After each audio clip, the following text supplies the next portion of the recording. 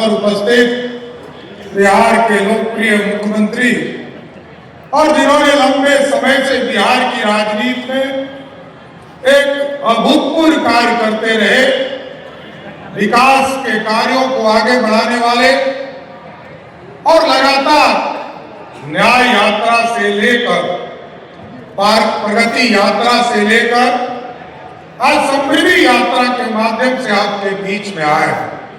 हम एक बार मधुबनी जिले के तमाम साथियों से विशेष तौर पर आग्रह करेंगे कि एक बार जोरदार ताली बजाकर मुख्यमंत्री जी का स्वागत करने का काम करें। इस मंच पर उपस्थित हमारे वरिष्ठ मंत्री साथी आदरणीय विजय चौधरी जी,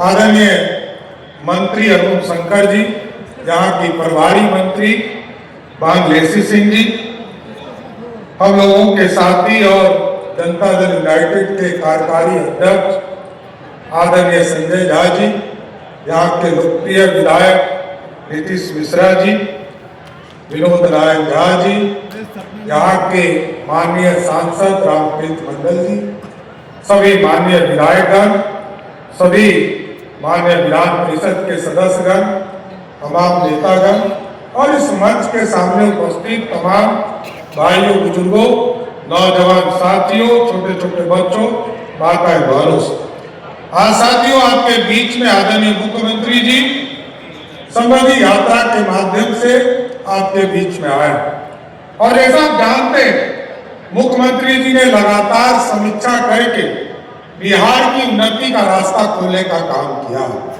और याद कीजिए, अभी आदरणीय संजय झा जी आपकी चर्चा कर रहे थे, कोसी की चर्चा उन्होंने किया। याद कीजिए 2007-8 में बाढ़ आया था और तब मात्र 1,92,000 क्यूसेक पानी नेपाल ने छोड़ा था और बिहार के लगभग ये पूरा कोसी और मिथिलांचल के इलाके में पूरे बाढ़ की स्थिति बन गई थी।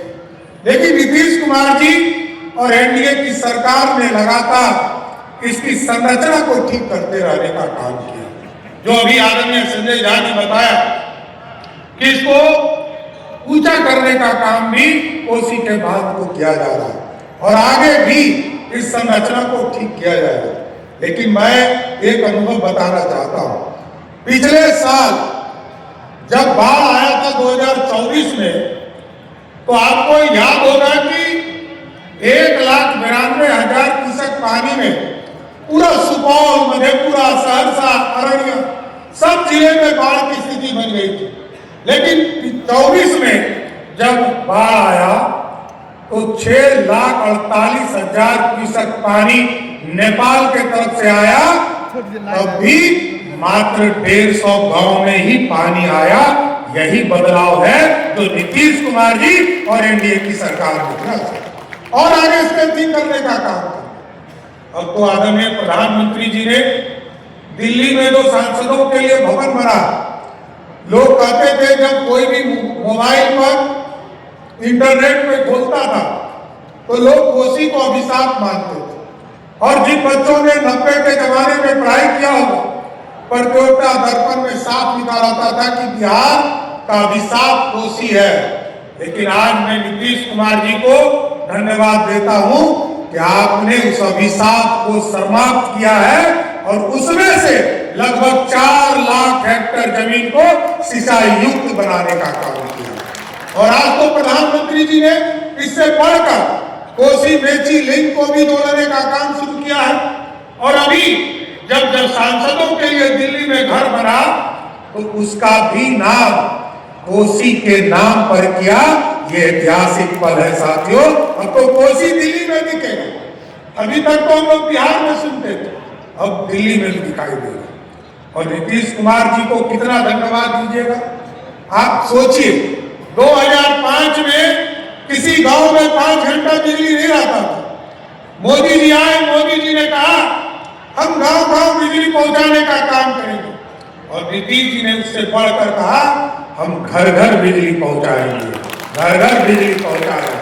और आज सोचिए जब 2025 में पिछले साल हम लोग ये फैसला ले रहे थे कि 100 यूनिट बिजली गरीबों को या पूरे लोगों को मुफ्त देना है, तो नीतीश कुमार जी ने कहा इससे बढ़कर आगे काम कीजिए, 125 यूनिट, चाहे वो सत्ता पक्ष हो या विरोधी हो, सबको 125 यूनिट बिजली हम मुफ्त देने का काम करें। आज तो लगभग 1,90,00,000 परिवार में से 1,70,00,000 परिवार ऐसा है जिसका 6 महीने से बिजली बिल जीरो आ रहा है। साथियों, जीरो आ रहा है। यह स्थिति बदली है। लगातार मुख्यमंत्री जी काम आपके बीच में कर रहे, लेकिन अब साथियों, क्योंकि नीतीश कुमार जी और पूरी एनडीए की सरकार ने यह तय किया कि हम अब रोजगार देने का काम बहुत तेजी से बढ़ाएंगे, इंडस्ट्री बढ़ाएंगे। और बिहार जहां इंडस्ट्री हब हुआ करता था आजादी के पहले, जहां शुगर मिल हुआ करता था, जहां पर पेपर मिल हुआ करता था, हम उस सारी व्यवस्था को फिर से संरचना को इस बिहार में लाएंगे। हम सेमीकंडक्टर की पॉलिसी पर काम कर रहे हैं, हम इंडस्ट्रियल कॉरिडोर बना रहे हैं, हम डिफेंस कॉरिडोर बना रहे हैं। हमारे बच्चे यहाँ से अच्छे नौकरी करने के लिए विदेश जाते हैं, बिहार से बाहर जाते हैं।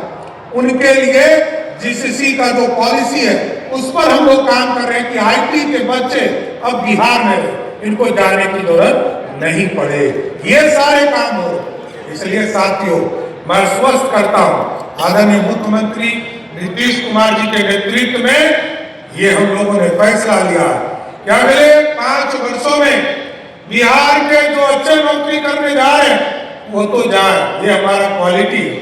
लेकिन जो बच्चे या जो मजदूर बिहार से मजदूरी करने बाहर जा रहे हैं, उन तमाम लोगों को हम लोग चिन्हित करेंगे और एक एक व्यक्ति को बिहार की धरती पर रोजगार देने का काम करेंगे साथियों। इसलिए साथियों, मैं सबको, अभी तो यहाँ हजारों की संख्या में बहनें बैठी, याद कीजिए आदरणीय मुख्यमंत्री जी ने जीविका की शुरुआत किया और जीविका के माध्यम से पूरे जीवन में बदलाव लाने का काम।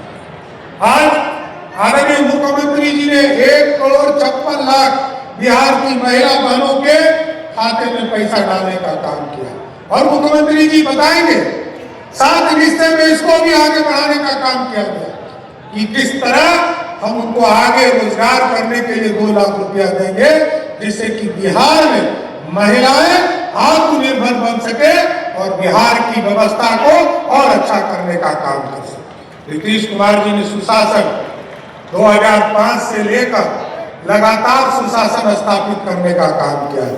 सुशासन रहा है कि नहीं साथियों?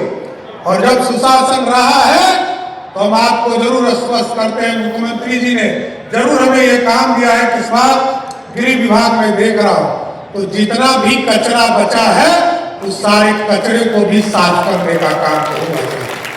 और अब तो बगल में आप समझते हैं कि लगातार आपके बीच में इंटरनेशनल मार्केट में जाने के लिए आपने देखा मधुबनी जिले में, मधुबनी के लिए एक इंटरनेशनल, अभी लोग पदाधिकारी कह रहे थे कि अंतरराज्यीय बस स्टैंड बनाया जा रहा है। मेरा मानना है कि अंतरराज्यीय बस स्टैंड नहीं है, ये तो अंतरराष्ट्रीय है। यहाँ से लोग नेपाल जा पाएंगे, यहाँ पर जो बस स्टैंड बनेगा वो अंतरराष्ट्रीय बस स्टैंड होगा, जिससे कि हम बगल के राष्ट्र में भी जा सकें। इसलिए साथियों, मैं फिर से मधुबनी जिले में समृद्धि यात्रा में मुख्यमंत्री जी आए, आपके बीच में समीक्षा किया, आपके बीच में निरीक्षण किया और आपके बीच में संवाद करने आए हैं। मैं फिर से मुख्यमंत्री जी का धन्यवाद देते हुए आप तमाम लोगों को जरूर आश्वस्त करता हूं कि अगले 5 वर्षों में बिहार में इंडस्ट्री को फोकस करते हुए बिहार में उद्योग का जाल बिछाने का काम किया जाएगा। बहुत बहुत धन्यवाद।